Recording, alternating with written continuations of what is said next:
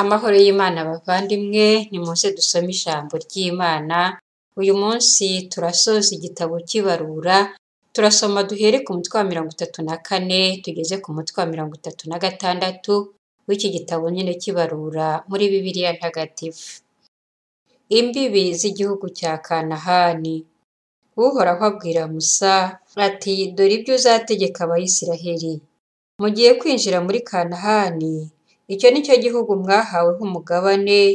Imbibi zacyo ziteye zitya: mu majyepfo, urubibi rwanyu ruturuka mu butayu bwa Sinayi rugakurikira umupaka w'igihugu cya Edomu.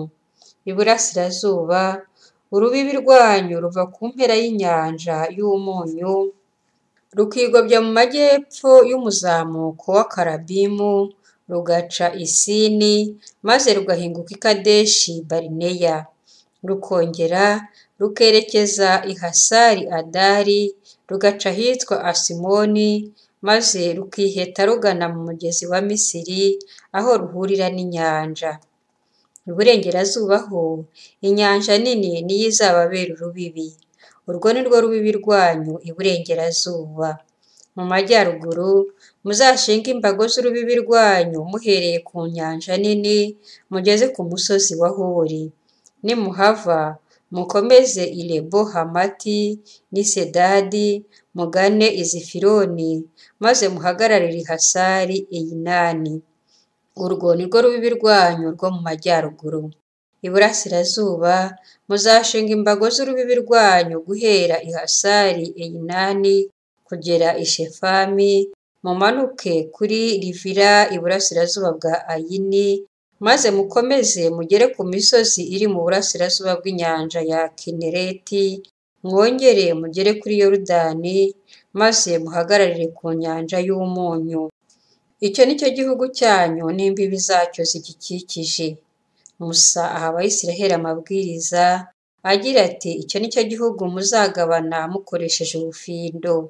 Ni igihugu Uhoraho yategetse ko gihabwa imiryango 9 hamwe n'igice kimwe cy'umuryango wa Manase. Koko rero, umuryango wa bene Gadi n'uwa bene Rubeni hamwe n'igice kimwe cy'umuryango wa Manase bari bahawe umugabane wabo. Iyo miryango ibiri n'icyo gice cy'umuryango bahawe umugabane wabo hakurya ya Yorodani iburasirazuba, ahateganye na Yeriko. Amazina y'abari bashinzwe kugabanya igihugu. Uhoraho abwira Musa ati, dore amazina y'abazagabanya igihugu: ni umuherezabitambo Eliyazari na Yozuwe mwene Nuni. Muri buri muryango kandi muzatoramo umuntu uzagabanya igihugu. Dore rero amazina y'abo bantu: mu muryango wa Yuda ni Kalebu mwene Yefune. Mu muryango wa bene Simewoni ni Shemuyeli mwene Ahimudi. Mu muryango wa Benyamini ni Elidadi mwene Kisironi. Mu muryango wa bene Dani uwatowe ni Buki mwene Yogili. Kwa bene Yozefu mu muryango wa bene Manase uwatowe ni Haniyeli mwene Efodi. Mu muryango wa bene Efurayimu uwatowe ni Kemuyeli mwene Shifutani. Mu muryango wa bene Zabuloni uwatowe ni Elizafani mwene Parinaki. Mu muryango wa bene Isakari uwatowe ni Paritiyeli mwene Azani. Mu muryango wa bene Asheri uwatowe ni Ahihudi mwene Shelomi. Mu muryango wa bene Nefutali uwatowe ni Pedaheli mwene Ahimudi. Abo ni bo bagabo Uhoraho yategetse gukwiza Abayisiraheli imigabane mu gihugu cya Kanahani. Imijyi yeguriwe Abalevi.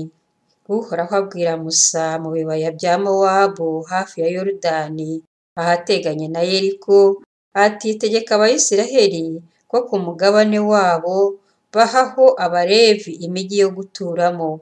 Muzabahe kandi n'imirima ikikije iyo mijyi. Iyo mijyi muzabaha bazayituramo, naho iyo mirima bazayishyiramo ibikoresho byabo, banaragiriremo amatungo yabo yose.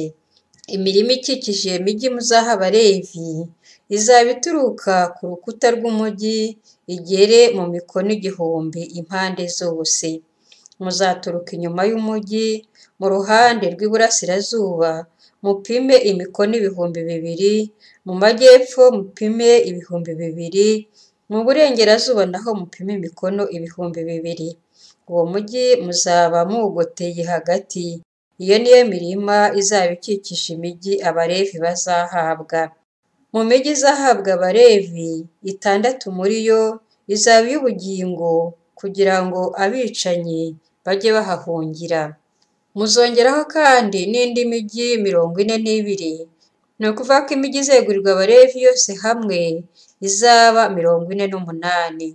Buri mugi kandi uzajyana n'imirima yawo. Muri iryo tanga ry'imigi y'Abayisiraheli, umuryango ufite myinshi bazawake myinshi, ufite mike muwake mike. Buri muryango uzaha Abalevi imigi mu kigereranyo cy'umugabane uzaba wegukanye. Imigi y'ubuhungiro bw'abicanyi. Uhoraho abwira Musa ati, dore ibyo uzabwira Abayisiraheli, uti nimumara kwambuka Yorodani mujya mu gihugu cya Kanahani, muzatoranye imigi izababera iy'ubuhungiro. Umuntu uzaba yishe undi atabigize nkana azajya ahahungira. Iyo migi izababera ubuhungiro kugira ngo murokoke.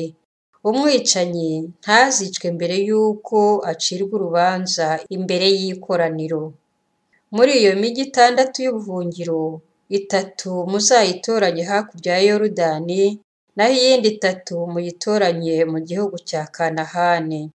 Iyo migi izababera iy'ubuhungiro. Iyo migi 6 izaba iy'ubuhungiro bw'Abayisiraheli n'abasuhuke babarimo, kimwe n'umushyitsi uzabagenderera. Umuntu wese uzica undi atabigize nkana azajya ahahungira. Umuntu uzicisha icyitwa icyuma cyose azaba abaye umwicanyi, nawe agomba kwicwa.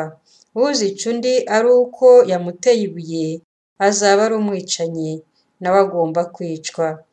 N'uzica undi ari uko yamuteye umujugujugu, nawe azagomba kwicwa.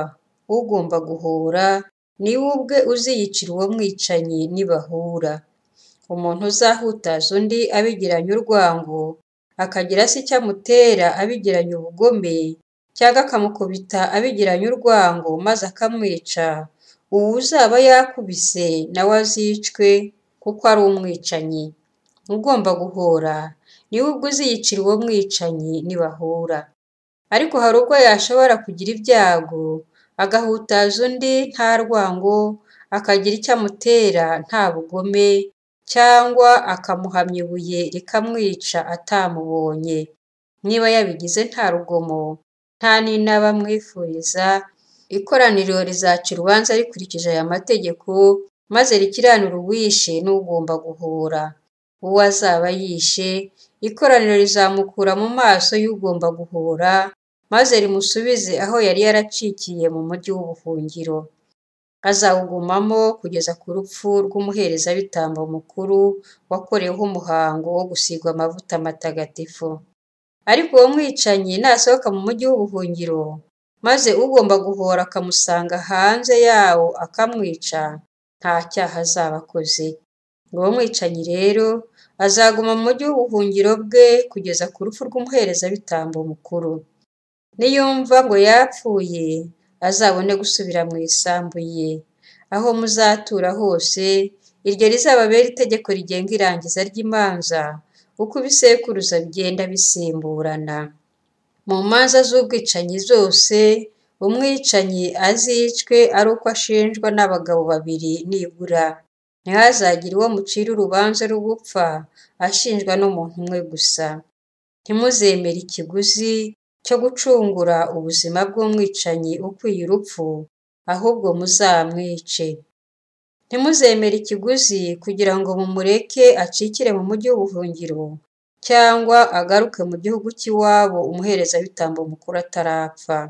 Ntimuzanduze igihugu muzaba murimo, koko rero amaraso ni ikintu cyanduza igihugu, kandi ntawe ushobora guhanagura amaraso yamenetse mu gihugu adakoresheje ay'uwo yakimennyemo.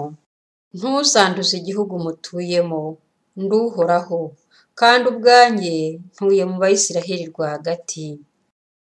itegeko rigenga ishyingirwa ry'abakobwa barazwe ibya ba se.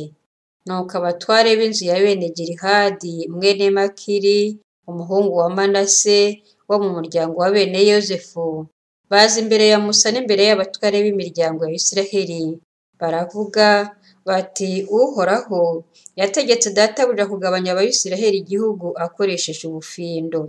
8 w'umuvandimwe wacu Selofehadi, Uhoraho yategetse databuja kuzahabwa abakobwa be. Nibaramuka rero barongowe n'umugabo wo mu wundi muryango w'Abayisiraheli, 8 wabo uzavanwa kuwo twahawe na ba data, maze wongerwe ku wabo mu muryango bazashyingirwamo. Umwaka wa yubile nugera muri Isiraheli, 8 wabo uzakurwa burundu ku wa ba data, maze wongerwe kuwo mu muryango bazashakamo. Ku itegeko ry'Uhoraho, Musa Abayisiraheli amabwiriza akurikira agira ati, abahungu bo mu muryango wa Yozefu baravuga ukuri. Dore rero itegeko ry'Uhoraho ku kibazo cyerekeye abakobwa ba Selofehadi. Bazashaka umugabo bikundiye, apfa gusa kuba ari uwo mu muryango ufitanye isano na se ubabyara. Bityo buri muri Isiraheli azagumana 8 wo mu nzu yo kwa se, hoye kugira 8 uva mu muryango ngo ujye mu wundi. Umukobwa wese uzaraga 8 w'umwe mu miryango y'Abayisiraheli ntashobora gushaka undi mugabo uretse wo mu nzu yo muri uwo muryango wo kwa se. Bityo buri muri Isiraheli wese azatunga 8 wo kwa se. Nta 8 uzashobora kuva mu muryango ngo ujye mu wundi, ahubwo buri muryango w'Abayisiraheli uzagumana 8 wabo. Abakobwa ba Selofehadi rero bakurikiza ibyo Uhoraho yari yategetse Musa. Nuko Mahila, Tirisa, Hogira, Milika, Nowa, mbese abakobwa ba Selofehadi bose bashyingirwa ku bahungu ba se wabo. Ni ukuvuga ko bashyingiwe rero ku bagabo bakomoka mu mazu ya bene Manase, umuhungu wa Yozefu. Bityo 8 wabo bo mu muryango w'inkomoko ya se ubabyara. Ayo niyo mategeko n'amabwiriza Uhoraho yahaye Abayisiraheli yifashishije Musa. Yayatangiye mu bibaya bya Mowabu, ku nkombe ya Yorodani, ahateganye na Yeriko. Nimwakire ijambo ry'Imana.